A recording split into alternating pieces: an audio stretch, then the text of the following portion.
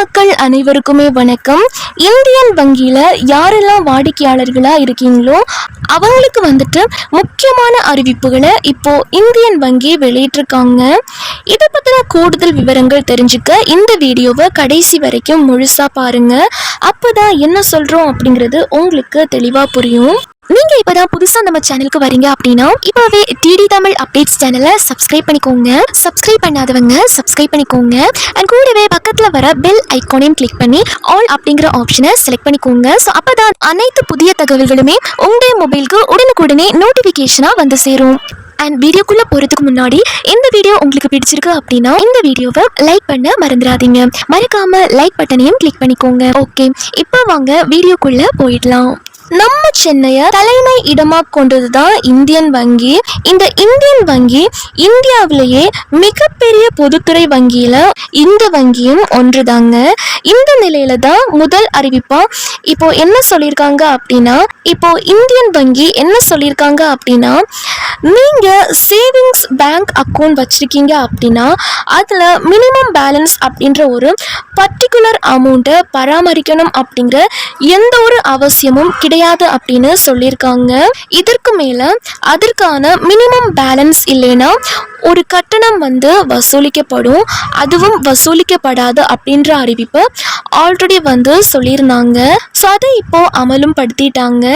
And அடுத்ததாக என்ன சொல்லியிருக்காங்க அப்படின்னா, இந்தியன் வங்கி தனது வாடிக்கையாளர்களுக்கு மகிழ்ச்சி அளிக்கக்கூடிய வகையில் இனிமே வீட்டில் இருந்தே நீங்கள் அனைத்து சேவைகளையும் பெரும்படி வாட்ஸ்அப் நம்பர் வந்து கொடுத்துருக்காங்க. ஸோ அந்த நம்பருக்கு நீங்கள் ஹாய் அப்படின்னு சொல்லிட்டு மெசேஜ் பண்ணீங்க அப்படின்னா உங்களுக்கு எவ்வளோ அமௌண்ட் வந்து உங்கள் பேங்க் அக்கௌண்ட்டில் இருக்குது, மினி ஸ்டேட்மெண்ட், லாஸ்ட் 10 டிரான்சாக்ஷன் அப்படிங்கிறது அதுவே உங்களுக்கு இமெயில் மூலமாக வேணும்னா லாஸ்ட் 30 டேஸ்க்கான கணக்கு அறிக்கை, அதுக்கப்புறம் டேர்ம் டெபாசிட், காசோலை புத்தகத்திற்கு விண்ணப்பிக்கிறது, டெபிட் கார்டு பிளாக் பண்றது, இந்த மாதிரியான அனைத்து சேவைகளையுமே நீங்க வாட்ஸ்அப் மூலமாவே வீட்டில் இருந்தே வந்துட்டு அணுக முடியும் அப்படின்ற ஒரு சூப்பரான மகிழ்ச்சியான அப்டேட்டையும் வந்து கொடுத்துருக்காங்க. நம்பருமே வந்து கொடுத்துருக்காங்க. ஸோ அந்த நம்பரை இப்போ நான் உங்களுக்கு சொல்கிறேன், நோட் பண்ணிக்கோங்க. நோட் பண்ணிட்டு ஹாய் அப்படின்னு உங்களோட ரெஜிஸ்டர்ட் இந்தியன் வங்கி அக்கௌண்ட் நம்பரில் இருந்து அனுப்புறீங்க அப்படின்னா உங்களுக்கு அனைத்து சேவைகளுமே அதில் வழங்கப்படும் அப்படின்னு சொல்லியிருக்காங்க. இதற்கு எந்த ஒரு கட்டணமும் வசூலிக்கப்படாது அப்படிங்கிறதையும் சொல்லியிருக்காங்க. இது நீங்க உங்களோட இந்தியன் வங்கி அக்கௌண்ட்ல எந்த நம்பர் வந்து கொடுத்துருக்கீங்களோ அந்த ரெஜிஸ்டர்ட் நம்பர்ல இருந்து தான் நீங்க ஹாய் அப்படின்னு சென்ட் பண்ணணும். ஸோ அந்த நம்பரை இப்போ நான் உங்களுக்கு சொல்றேன், நோட் பண்ணிக்கோங்க. 8754424242. ஸோ இந்த நம்பரை நீங்கள் சேவ் பண்ணிவிட்டு ஹாய் அப்படின்னு சொல்லி மெசேஜ் பண்ணிங்க அப்படின்னா அனைத்து சேவைகளுமே உங்களுக்கு வாட்ஸ்அப் மூலமாகவே பெற்றுக்க முடியும். அண்ட் அடுத்த அறிவிப்பாக என்ன சொல்லியிருக்காங்க அப்படின்னா, நிறைய மக்கள் என்ன பண்ணுறாங்க அப்படின்னா இந்தியன் வங்கியில் அக்கௌண்ட் ஓப்பன் பண்ணிவிட்டு அது வந்துட்டு 2 வருஷம் இல்லை அதற்கு மேலே வந்துட்டு வாடிக்கையாளர்கள் எந்த ஒரு பண பரிவர்த்தனையும் செய்யப்படாமல் அப்படியே வச்சுருக்காங்க. அந்த அக்கௌண்ட்டை வந்துட்டு எந்த ஒரு பண பரிவர்த்தனையும் பண்ணாமல் இன்ஆக்டிவாக வந்து வச்சுருக்காங்க. ஸோ அந்த மாதிரியான கணக்குகள் உள்ளவர்கள் உங்களோட ஆதார் அட்டை, ஓட்டுநர் உரிமம், வாக்காளர் அடையாள அட்டை இது போன்ற ஏதாவது ஒரு ஆவணத்தை எடுத்துட்டு உங்கள் பக்கத்தில் இருக்க இந்தியன் வங்கி பேங்க் பிரான்ச்சை நீங்கள் விசிட் பண்ண சொல்லியிருக்காங்க. நேரடியாக போய் விசிட் பண்ணி KYC வந்து கம்ப்ளீட் பண்ண சொல்லியிருக்காங்க. ஸோ அப்படி நீங்கள் KYC கம்ப்ளீட் பண்ணி உடனே வந்துட்டு உங்கள் கணக்கை மீண்டும் வந்து செயல்படுத்திக்குமாறு சொல்லியிருக்காங்க. ஸோ இவை அனைத்தும் தான் இந்தியன் வங்கியில இருந்து இப்போ வெளியாகி இருக்கக்கூடிய சில முக்கியமான அறிவிப்புகள். மக்கள் அனைவருக்குமே இந்த ஒரு அறிவிப்பு வந்து மிகவும் பயனுள்ளதாக இருந்திருக்கும் அப்படின்னு நம்புகிறேன். இந்த வாய்ப்பை யூஸ் பண்ணி KYC கம்ப்ளீட் பண்ணாதவங்க கம்ப்ளீட் பண்ணிடுங்க. இல்லைன்னா அக்கௌண்ட் வந்து முடக்கப்படுறதுக்கான வாய்ப்புகள் இருக்குது அப்படின்னும் சொல்லியிருக்காங்க. இதில் உங்களுக்கு ஏதாச்சும் சந்தேகங்கள் இருக்குது அப்படின்னா உங்களுக்கு பக்கத்தில் இருக்க பேங்கோட பிரான்ச்சை வந்து விசிட் பண்ணி உங்களோட டவுட்ஸை நீங்கள் கேட்டு தெரிஞ்சுக்கலாம்.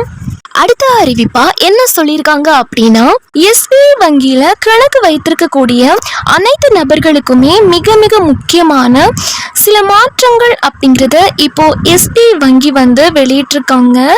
இது ஒரு திடீர் அறிவிப்பா வெளியிட்டிருக்காங்க. அது என்ன வகையான மாற்றங்கள், என்ன வகையான திடீர் அறிவிப்பு வந்து வெளியிட்டிருக்காங்க, ஸோ இதை பற்றின கூடுதல் விவரங்கள் தெரிஞ்சுக்க இந்த வீடியோவை கடைசி வரைக்கும் முழுசா பாருங்க. அப்பதான் என்ன சொல்றோம் அப்படிங்கிறது உங்களுக்கு தெளிவா புரியும். எஸ்பிஐ அப்படின்னு சொல்லக்கூடிய ஸ்டேட் பேங்க் ஆஃப் இந்தியா தான் இந்தியாவிலேயே மிகப்பெரிய பொதுத்துறை வங்கியில ஒன்று. இதுல நிறைய விதமான வாடிக்கையாளர்கள் அப்படின்றதுமே இருக்காங்க. எந்த வகையில அப்படின்னு பார்த்தோம்னா நிறைய விதமான சலுகைகள், அறிவிப்புகள், குறைந்த வட்டியில பணம் வழங்குறது, இந்த மாதிரியான நிறைய சேவைகள் அப்படிங்கிறது செய்யறதுனால எஸ்பிஐல வந்துட்டு வாடிக்கையாளர்கள் அப்படின்றதுமே ரொம்பவே அதிகம் அப்படின்னு தான் சொல்லணும். இந்த நிலையில தான் எஸ்பி வங்கி வருகின்ற நவம்பர் 1ஆம் தேதி 2025 முதல் சில பண பரிவர்த்தனைகள்ல மாற்றங்கள் அப்படின்றதுமே கொண்டு வர போறாங்க. அதற்கான கட்டணம் அப்படின்றத அமல்படுத்துறதா தகவல் வந்து சொல்லியிருக்காங்க. அதாவது கல்வி கட்டணம் செலுத்துதல், 1000க்கு மேல வேலட்ல பணம் நிரப்புதல், இந்த மாதிரியான விஷயத்துக்கு கூடுதல் கட்டணம் செலுத்த வேண்டியதா வரும் அப்படின்னு சொல்லியிருக்காங்க. அது மட்டும் இல்லாம கிரெடிட் கார்டு வச்சிருக்கிறவங்களுக்கும் மிக மிக முக்கியமான அறிவிப்பு ஒன்று இப்போ சொல்லியிருக்காங்க.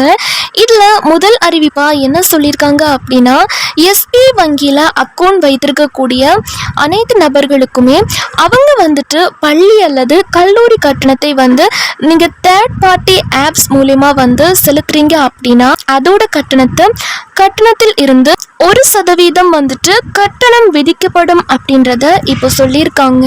பள்ளிகள், கல்லூரிகள் அல்லது பல்கலைக்கழகத்தின் ஒஃபிஷியலான வெப்சைட் மூலமா நீங்க போயிட்டு POS இயந்திரம் மூலமாகவும் கட்டணம் செலுத்தும் போது எந்தவித கட்டணமும் விதிக்கப்படாது அப்படின்றத எஸ்பி தரப்புல இருந்து இப்போ சொல்லியிருக்காங்க.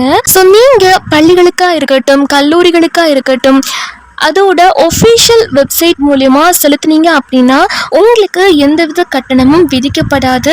அதுவே நீங்கள் வேறு ஏதாச்சும் தேர்ட் பார்ட்டி ஆப்ஸ் மூலமா வந்து செலுத்துறீங்க அப்படின்னா 1% கட்டணம் விதிக்கப்படும் அப்படின்றதையும் சொல்லியிருக்காங்க.